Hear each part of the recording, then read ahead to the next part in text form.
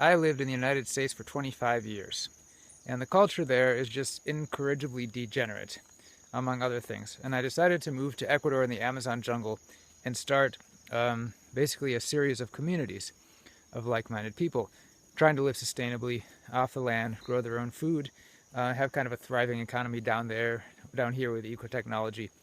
And a lot of people have asked me in person why I did this. Why did I move down here? Why did I decide to leave the US?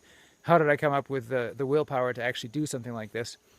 And I've answered that question many, many times in person, but I realized the other day, thanks to some YouTube comments, that I've never really talked about it on the internet that much or explained it in detail. So I don't want to make a 20-minute video, so I'm not going to explain it in really, really great detail. But just to give you the basics, so I graduated from university I actually majored in jazz piano performance.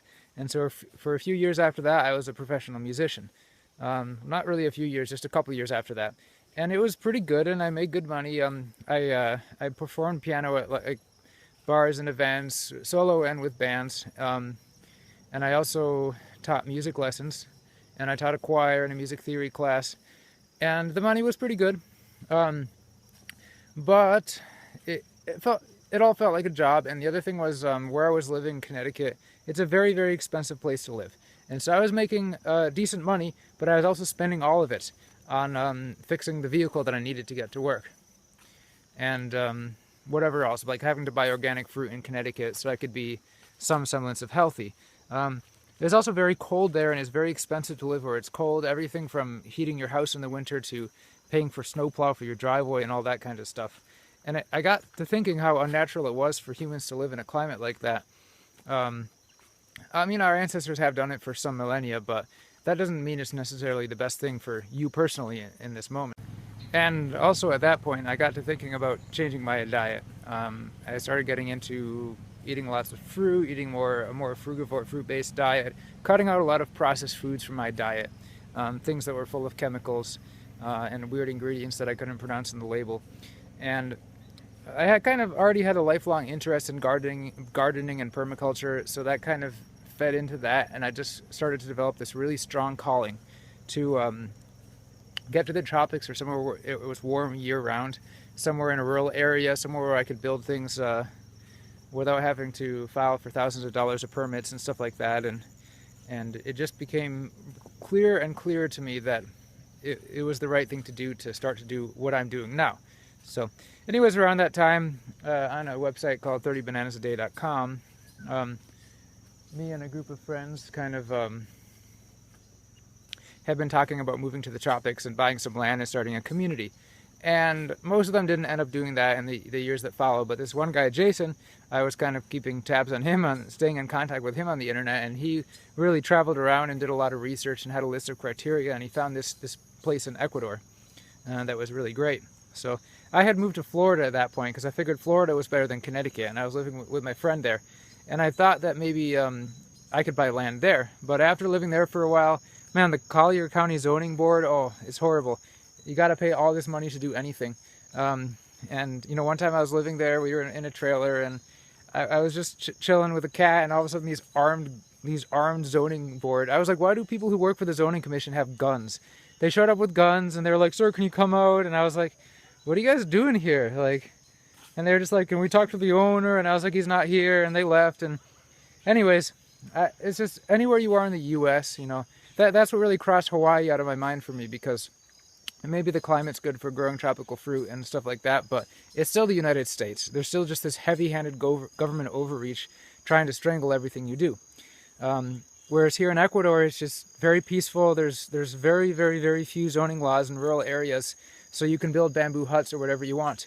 It's on you. If you build an unsafe building that kills your family when it collapses, that's totally your fault. So it kind of gives you a sense of personal responsibility, and you start maybe making better decisions in your life anyways. I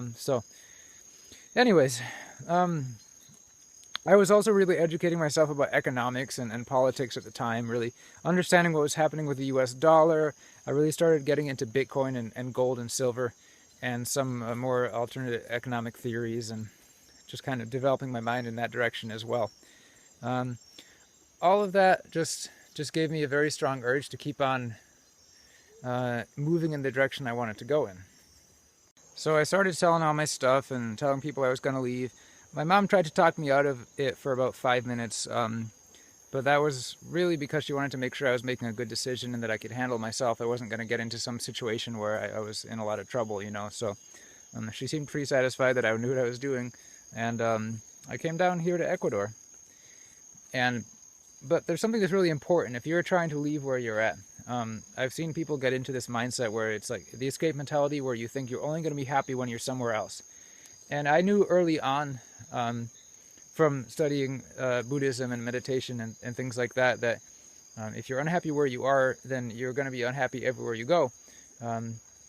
That's not to say that going somewhere else can't make your life better. Of course, going somewhere else and changing your situation can improve your life to a great degree. It can have a very large measurable effect, and it's a good thing to do if it makes sense to you.